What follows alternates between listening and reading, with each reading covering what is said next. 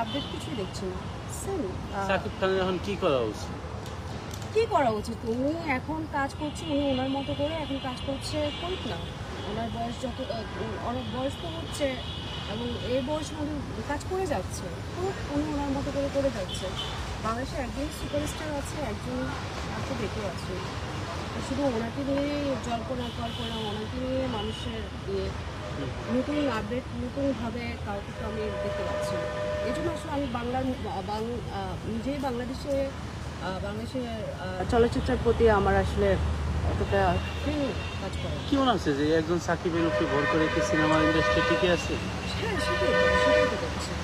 আর সেটা তো মূল তো বললাম না, সেটার মূল ড্রাইভার দিব তো আমি হচ্ছে পরিচালকদের গাফলতি। কারণ স্বাভাবিক। দেখুন, আপনার ফ্যামিলিতে যেমন হচ্ছে আপনার বাবা মা, আপনার গার্ডিয়ান, আপনাকে যদি ঠিকভাবে গাইড না করতে পারে তাহলে আপনি তো হচ্ছে আপনার মতো করেই হয়ে যাবেন।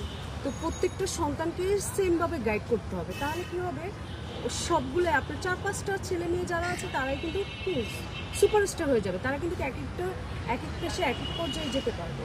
সো গার্ডিয়ান যদি সেখানে স্ট্রং না থাকে, গার্ডিয়ান ঠিক না থাকে, তাহলে স্বাভাবিক সুপারস্টার ওই একজনই থাকবে, নতুন করে হবে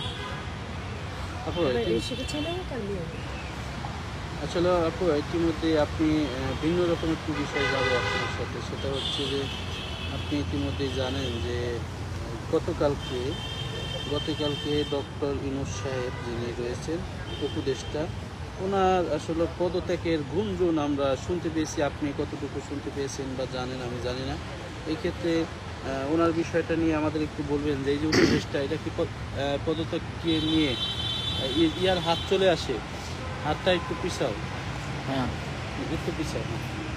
এটা নিয়ে একটু বলবেন যে কতটুকু সত্যতা মনে হচ্ছে যে এই পদত্যাগের বিষয় নিয়ে আমাদের একটু বলবেন।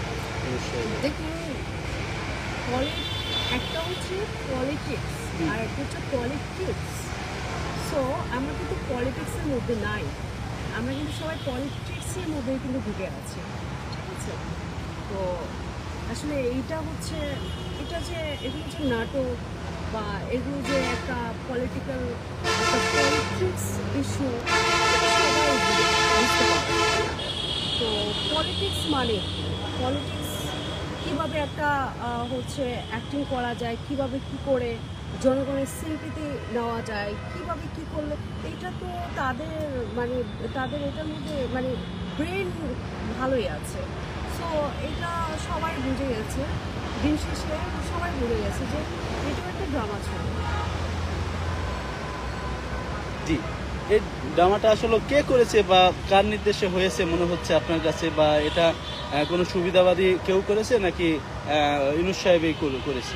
অবভিয়াসলি সুবিধাবাদীরা সাথে থাকলে তো সেটাই হবে, তাই না?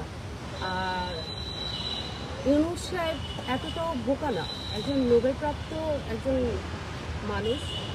সো ওনার কিন্তু ব্রেনও কিন্তু হচ্ছে খুবই শার্প। এই না যে উনি হচ্ছে বোকার সঙ্গে বাস করেন, হ্যাঁ। তা আমিও বলবো না যে উনি আরেকজনের কথায় এমন করছে বা উনি নিজেই করছে। এখানে যে বললাম, একটা হচ্ছে পলিটিক্স, একটা হচ্ছে পলিটিক্স। এগুলো আসলে যাই না কি হচ্ছে, এখন আমি যদি কিছু বলতে যাই, এগুলো বলবে হচ্ছে আমি বেশি পাক্তব্য করবো। আমি যতটুকুর মধ্যে আছি ততটুকু অব্দি সীমাবদ্ধ থাকা।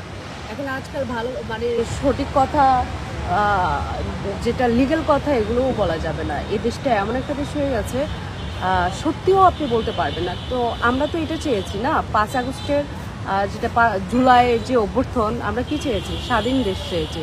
আমরা কি চেয়েছি? স্বাধীনভাবে কথা বলার সেই ইয়েটা চেয়েছি। আমরা কি তা পাচ্ছি? আমরা যা চেয়েছি তা কি পাচ্ছি?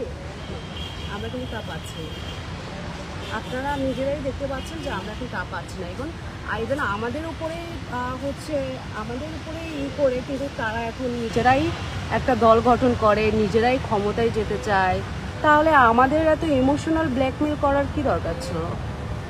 এটা তো দরকার ছিল না। হ্যাঁ, আপনাদের কোথায় আন্দোলনের জন্য আপনাদের ক্ষমতা দরকার, তো সেটা বলতেন।